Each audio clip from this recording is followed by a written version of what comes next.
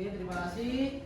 Sebelum dimulai materi, marilah kita membiasakan dulu untuk membaca atau menghafalkan tasrif lugawi. Yang kemarin biasanya kita lakukan. Mari kita membiasakan tasrif ini bersama-sama. Membaca dengan bersama-sama, ya. Nanti tolong diikuti semuanya. Suaranya yang rata, yang bagus, jangan sampai ada yang keras terus kemudian rendah dan sebagainya. Jadi disamakan supaya kelihatannya bagus. Ya, siap? Siap. Untuk lagunya lagu biasa seperti biasanya ya. Siap. Oke, sudah siap? Siap. Bismillahirrahmanirrahim. Bismillahirrahmanirrahim. Allahumma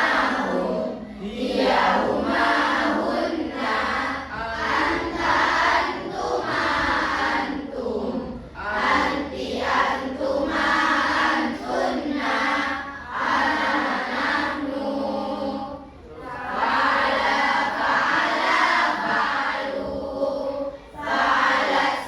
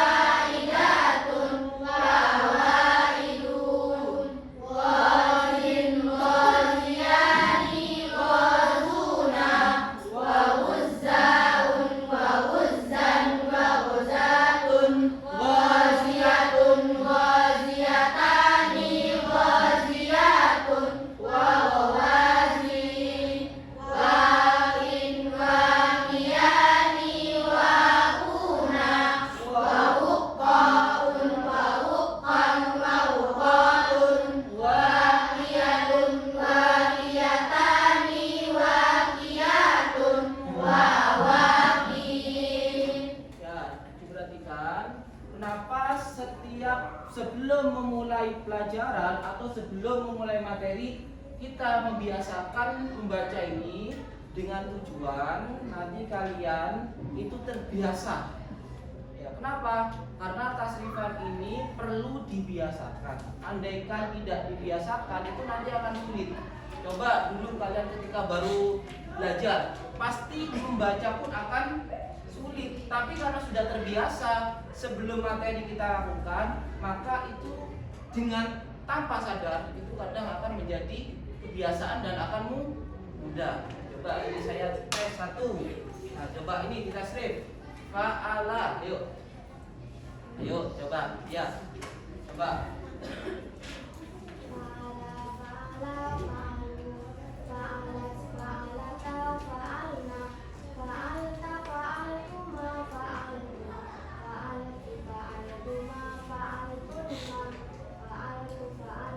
Nah, itu salah satunya kenapa? Karena sudah terbiasa. Ya. Coba satu lagi. Ini coba madda.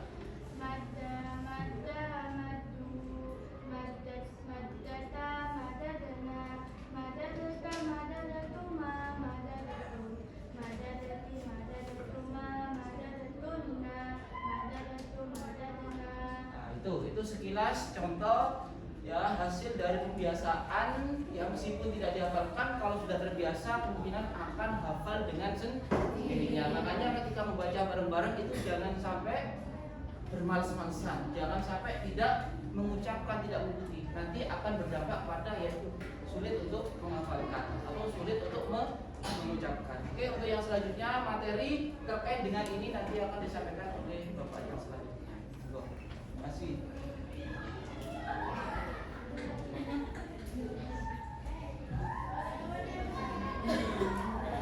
Baik, karena kita sudah biasa ya untuk tasrif lugawi, maka alangkah baiknya ketika kita sudah terbiasa, selain terbiasa juga bisa memahami ya.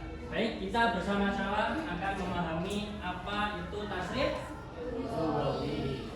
Bisa dibuka bukunya di halaman 26.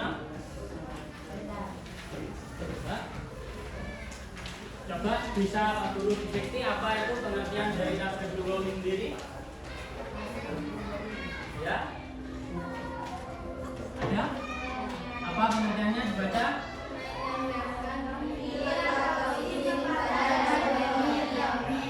Jadi pengertiannya adalah menyandarkan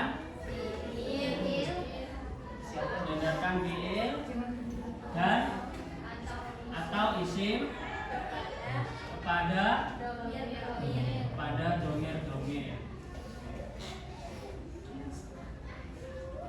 Pada domir-domir. Jadi seperti tadi yang sudah dibaca, apa itu huwa, huma, hum, itu namanya domir. Domir itu apa? Domir adalah kata ganti.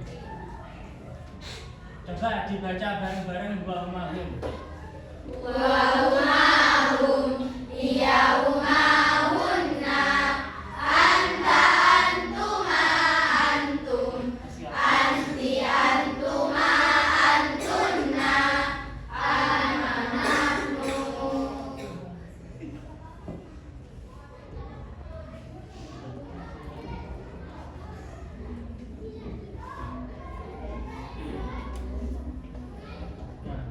Baik. Nah, kata domir itu adalah kata ganti. Jadi yang sudah kita hafalkan huwa, huma, hum ini sampai nahnu, ini namanya domir. Apa domir? Kata ganti.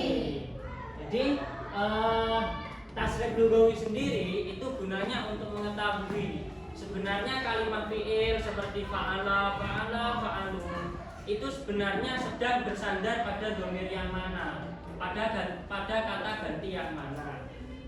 Seperti itu. Sehingga nanti ketika sudah kita ketahui dia sedang bersandar pada domir yang mana, pasti kita juga tahu arti dari lafaz fa'ala itu sendiri. Dua ini memiliki ya, kita artikan satu persatu ya. Dua ini memiliki arti dia laki-laki dia laki-laki satu. Kalau huma dia laki-laki dua. Kalau hum dia laki-laki banyak atau tiga atau banyak. Sedangkan dia memiliki arti dia perempuan satu. Kalau huma dia perempuan dua. kalau hunna Dia perempuan banyak.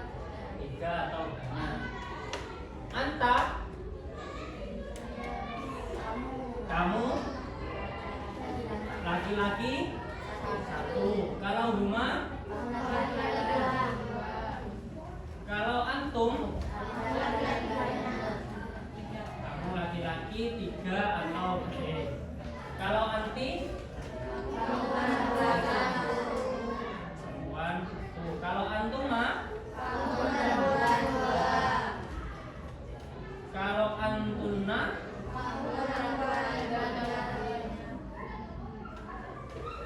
kalau ana artinya saya. Kalau kamu artinya kita. Nah, baik. Kembali lagi coba dibuka bukunya di tasrif halaman 9. Nah, jadi fa'ala, fa'alu coba satu kali lagi diulangi bareng-bareng. 1 2 3.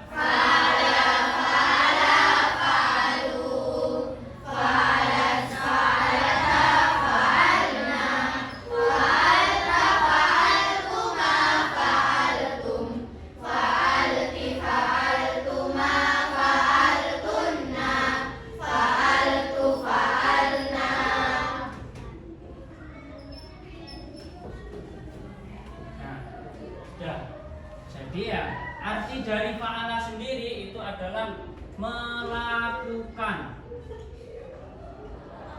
Nah, karena fa'ala di sana di halaman 9 sejajar dengan dhamir huwa yang memiliki arti dia laki-laki satu, maka artinya dari fa'ala sendiri adalah dia laki-laki satu melakukan.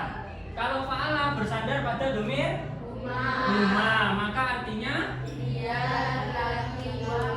laki-laki dua melakukan. Kalau fa'alu bersandar pada dhamir hum, maka artinya dia laki-laki tiga atau lebih melakukan. Sekarang beralih pada dhamir dia. Bacanya di sini adalah fa'alat. Berarti fa'alat memiliki arti dia perempuan satu melakukan. Dan seterusnya seperti itu. Bisa dipahami? Bisa. Baik, sekarang coba Pak Guru tes ya satu lafaz. Nanti dijawab oleh anak yang saya tunjuk ya. Nah, ini kan fa'ala artinya melakukan. Saya ganti pada lafaz lain seperti doroba. Doroba ini memiliki arti memukul. Coba kita tasrif bareng-bareng dulu. Doroba seperti fa'ala. Bisa? Coba 1 2 3.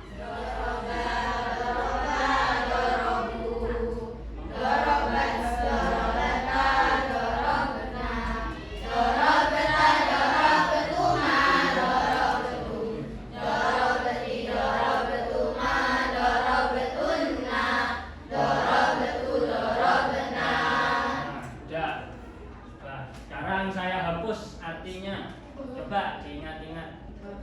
Wa hum. Wa artinya?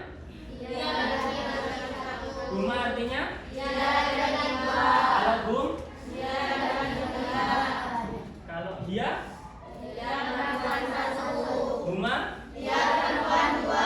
Kalau hunna? Anta? Kalau antuma? Kalau antum? Atau lebih atau banyak. Anti?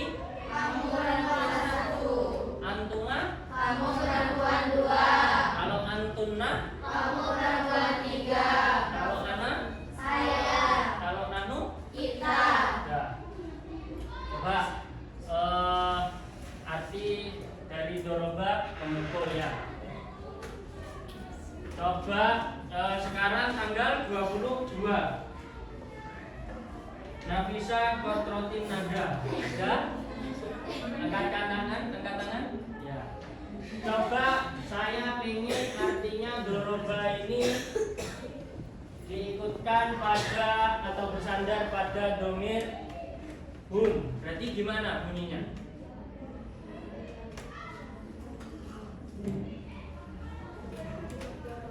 Dorobu. Nah, kemudian sekarang bulan 1, absen 1, Adinda Alesa Putri Sabrina. Bisa angkat tangan? Ya. Coba Pak Guru ingin doroba disandarkan pada domir guna. Maka bunyinya seperti apa?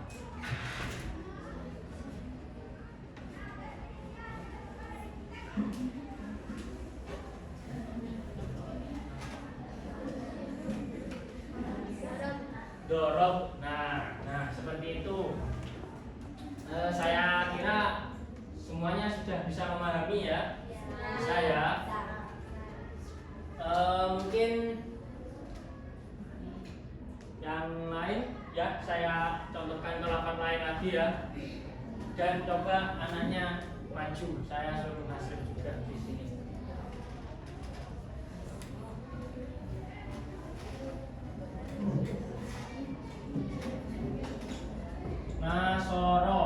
Nasoro artinya adalah ya.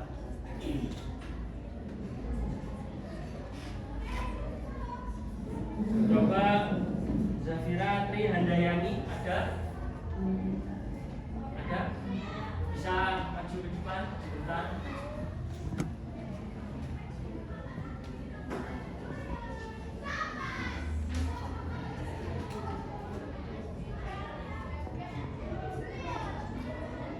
Nasoro ini artinya apa?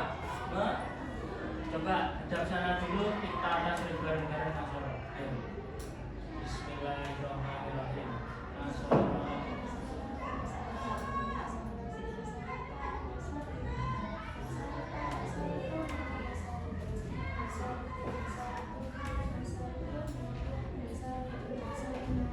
Terus. Kemudian Nasoro karena disandarkan pada domir gua artinya gimana, Mbak? Dia laki-laki satu. Nah, kalau Nasoro artinya gimana?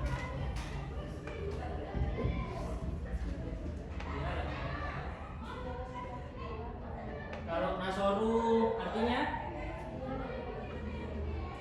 dia laki-laki tiga. Nah, baik, kembali.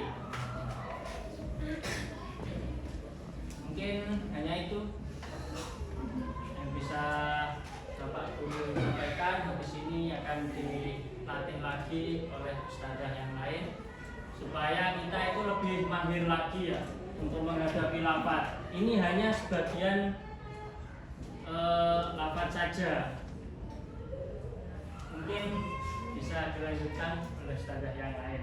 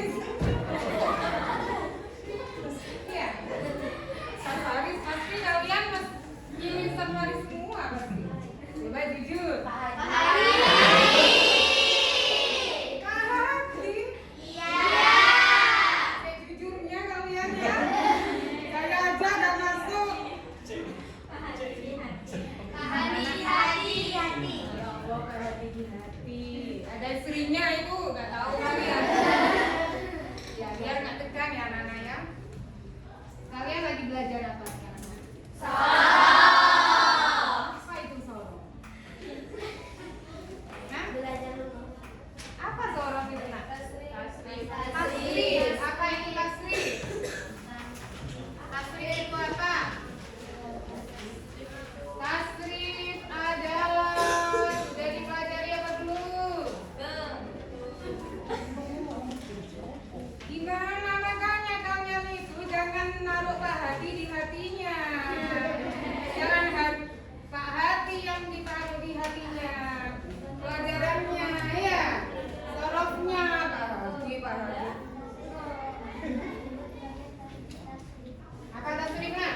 Kebanyakan yang ada dari sebelah kanan arah pada sebelah kiri. Definisi tasrif. Tasrif adalah tasrif dibagi menjadi dua. Yang pertama adalah tasrif istilahi, yang kedua adalah tasrif lughawi. Tasrif istilahi adalah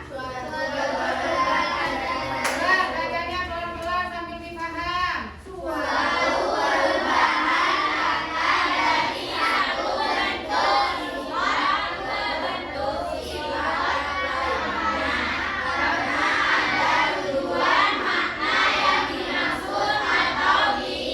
Nah, contoh tasrif istilahi. Mana? Ayo. Mbak Hadinya dipanggil. Contoh tasrif istilahi seperti apa? Katanya jalannya kemana itu tadi bacanya? Hah?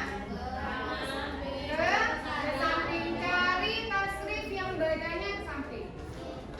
Ya, sekarang dibaca. Kalian yang baca. Belum baca. Tadi belum ya dibaca tadi. Hah?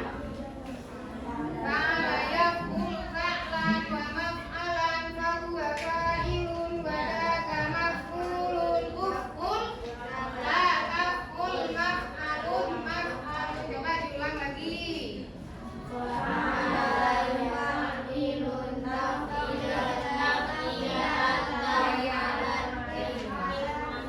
Itu yang lanjut ya. Fa'ala yufa'ilu taf'ilan taf'ilatan taf'alan tif'alan mufa'alan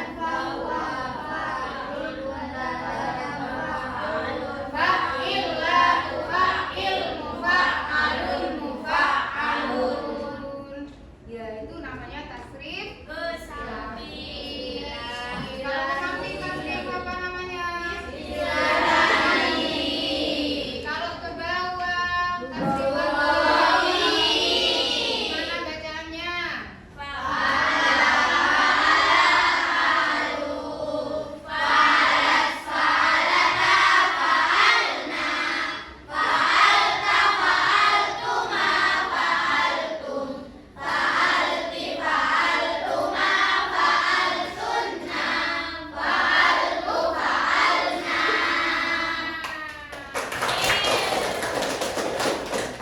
Alhamdulillah.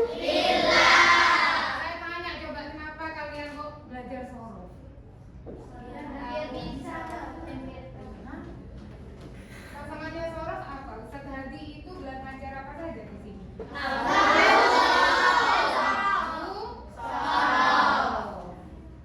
Kenapa katanya kok belajar nahwu sama sorof? Agar bisa bahasa Arab, gitu ya. Terus bisa apa lagi? Memangnya kalian mau ke Arab? Bisa apa lagi? Selain bahasa Arab bisa apa lagi? Hah? Bisa membaca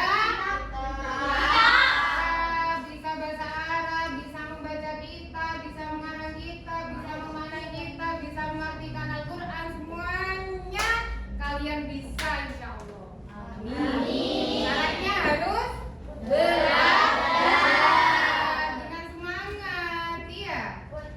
Ya, anak-anak, kenapa kok apa namanya ada nahwu ada sorof? Ini nahwu itu ibaratkan ayahnya, kemudian sorof itu ibaratkan ibunya. Anaknya siapa? Anaknya adalah kitab itu ya. Jadi ini adalah tiga komponen yang tidak bisa dipisahkan. Ya, katanya gini, kenapa kalian kok belajar nahu biar bisa baca kitab kuning gitu ya? Ya, selain bisa baca kitab kuning, kalian itu nanti kalau sudah bisa menguasai ilmu nahu dan sorof, ya itu otomatis kalian bisa memaknai Al-Quran, memahami Al-Quran. Semakin kalian bisa membaca Al-Quran dengan fasih, dengan tajwidnya, dengan baik, kemudian memahami maknanya, kemudian mengamalkan apa yang ada di Al-Quran itu, maka akan bertambah pahalanya. Nah itu adalah plusnya SMP plus Darus Sholat. Tepuk tangan dulu. Saya punya apa namanya? Kalau nahwu sorof itu, kalau menurut Samian pelajaran apa anak? Pelajaran agama formal atau non formal? Agama. Ya, yang perlu diketahui bahwasanya apa di sini itu kenapa SMP plus Darus Sholat? Ya, plusnya itu bukan tentang kelebihannya, tentang selebihnya. Paham nggak kalian? Selebihnya dengan kelebihannya beda nggak? Beda ya. Kalau selebihnya itu adalah kayak sisa-sisa itu, iya. Tapi kalau kelebihan dari SMP plus Darus Sholat daripada sekolah-sekolah yang lain, apalagi di sekolah negeri, ya adalah bedanya. Kalau misal di MTS negeri atau MTS ya yang bukan pesantren, itu belajar agamanya hanya di sekilas di buku TAI gitu aja. Ya, yang semuanya ilmu agama terkumpul di situ saja. Tapi kalau di SMP plus Darus Sholat ini ada apa? Nahwu, sorof, fikih, hadis, akhlak, tauhid, bahasa Arab, tajwid, ya semuanya dipelajari di sini. Ya, itulah kelebihannya SMP plus Darus Sholat. Kita baca hamdalah dulu bersama. Alhamdulillahirabbil alamin. Tapi jangan pulang dulu. Ya, bersyukur kalian berada di SMP Darus Sholat. Anak-anak, saya punya cerita. Kenapa kita itu kok disuruh belajar agama? Ya. Apa namanya? Ada kalau Nabi Sallallahu Alaihi Wasallam daunnya Nabi itu seperti ini.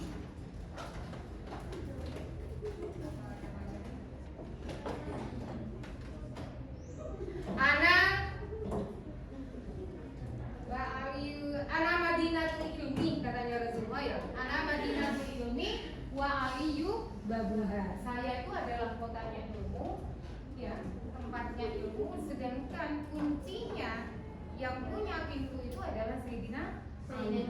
Ya, karena Rasulullah daunnya seperti itu, akhirnya orang-orang kafir itu berbondong-bondong ya, merembukan, ayo kita buktikan, mengumpulkan 10 orang dan satu persatu orang ini diberi pertanyaan. Pertanyaannya sama, ya, cuman dengan orang yang berbeda. Di antara salah satunya, ya, satu orang bertanya, kenapa Rasulullah? Ya, kok seperti itu? Sayyidina Ali itu memilih, ditanya oleh Rasulullah, oleh orang-orang, sampean Sayyidina Ali memilih apa? Seumpama disuruh milih antara ilmu dengan harta, Sayyidina Ali memilih ilmu. Nah, karena itulah dikumpulkan 10 orang. Satu orang bertanya, kenapa Sayyidina Ali? Sayyidina Ali sampean mau milih apa? Seandainya ilmu dengan harta, antara ilmu dengan harta, memilih ilmu. Kenapa kok memilih ilmu? Karena ilmu itu diantara jawabannya adalah menyelamatkan pemiliknya, sedangkan harta itu adalah menyengsarakan atau membahayakan kepada pemiliknya. Kenapa kok seperti itu anak-anak?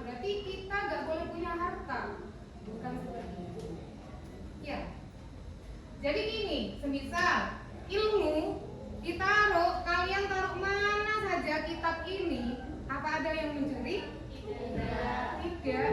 Ya, paling dipinjam, paling disimpan. Seumpama uang sampean, ya ditinggal keleleran, jangankan ditinggal keleleran, kadang disimpan saja ada yang mencuri. Ya, jadi seperti itu. Bahkan ada orang kaya itu meninggal disebabkan dia kaya, didatangi perampok, belum dirampok, belum belum diambil hartanya, ya melihat ada perampok langsung kaget, langsung meninggal. Ini masih keponakannya Bu Nyai Hamid. Ya, dulu itu orang kaya di situ tuh banyak bisnya, banyak bisnya. Dia kayak orang kaya di Kasuran itu nomor berapa gitu, ya.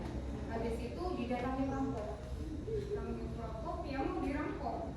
Ya, hanya kelihatan saja dia langsung geblak, langsung meninggal. Ya, diantaranya adalah gara-gara hartanya. Padahal dia orang solid. Ya, apalagi semisal nggak sholat. Ya, kenapa? Sayyidina Ali beralasan seperti itu. Kadang-kadang mereka manusia karena terlena dengan harta. Ya, kalau sampean semisal kelipu, seneng udah beli-beli dan lain sebagainya, lalu sholatnya. Iya, membahayakan apa enggak? Membahayakan. Di dunia tidak ketahuan, tapi di akhirat tetap membahayakan. Ya. Oleh karena itu anak-anak, saya kasih motivasi dalam belajar ilmu agama ini adalah di antara salah satunya ada lagi masalah katori konial kanisi iman sahalallahu siapa yang belajar ilmu agama, ya maka di suatu hari nanti Allah akan mudahkan dia jalan menuju surga. Kemudian di antaranya lagi ketika kalian duduk seperti ini, ya dalam belajar ilmu agama itu malaikat membentangkan sayapnya di kepingin diduduki kalian. Coba dilihat, ada enggak di bawahnya malaikat? Tidak ada, karena memang tidak diperlihatkan. Itu menguji keyakinan kalian. Ya, kalian yakin apa? Kalau sampean nggak yakin, ya kalian nggak yakin, nggak jadi belajar. Ya, itu akan menguji keyakinan kalian. Dan sampean yakin terus belajar. Nah, iya. Ya. Yarfa'illahu alladziina aamanu minkum walladziina utul ilma darajat, itu banyak sekali ayat ataupun hadis ya yang memberi motivasi, yang menjadi motivasi bagi orang-orang yang belajar ilmu agama. Terus bagaimana kalau belajar ilmu yang bukan ilmu agama? Misalnya di sini ada Pak Aziz, nanti Pak Aziz tersinggung. Sama saja, nah. Apakah tidak mendapatkan pahala? Sama. Ya, tergantung niatnya. Kayak sampean seumpama belajar ilmu agama, kepinginnya apa? Kepinginnya ngafal Al-Quran, cuma gaya-gayaan toh. Misalnya ya, kemaan dan lain sebagainya. Kemudian menjadi orang alim, nanti biar pidato naik pentas dikasih dikasih amplop, biar banyak amplopnya gitu ya. Tidak boleh seperti itu. Ya, semua itu tergantung niatnya. Baik kalian mau menghafal Al-Quran, mau menghafal hadis, mau belajar kitab, atau belajar ilmu dunia, itu belajar sama Pak Aziz ya. Ya, saya mau belajar matematika, misalnya mau belajar IPA. Di Al-Quran itu ada juga. Niatnya apa? Nanti kalau menghitung warisan biar tidak salah. Ya, silakan datangi Pak Aziz. Ya. Jadi niatnya sampean itu sudah dicatat pahala juga. Paham ya anak ya? Jadi semua itu diniati dengan baik, maka hasilnya akan berbuah dengan baik. Semangat belajar kitab ya, semangat belajar nahu syarafnya ya. Ada apa lagi? Mungkin ada yang mau ditanyakan? Gimana katanya? Oh, sekarang udah jam berapa nih? Itu biar kalian tahu tentang apa? Apa tujuan belajar ilmu nahu dan sorof? Ya, harus tahu kalian. Oh ini. Ayo sekarang ini ada kertas ya. Materi apa di materi sorof yang paling kalian sukai? Gitu ya. Kalian kan belajar sorof gitu. Ya, apa doroba zaidun, apa doroba, apa fa'ala, apa nasoro, apa istilahi, apa lugawi. Enak yang sudah selesai dikumpulkan. Selesai tidak selesai.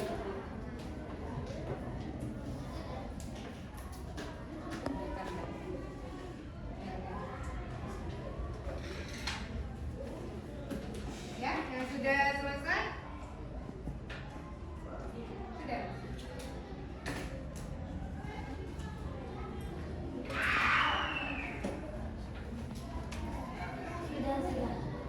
Ya.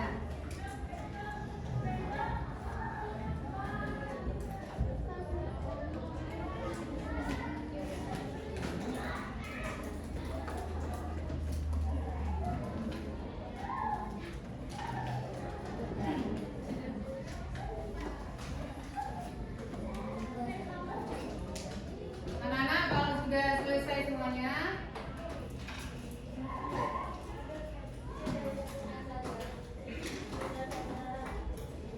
ya.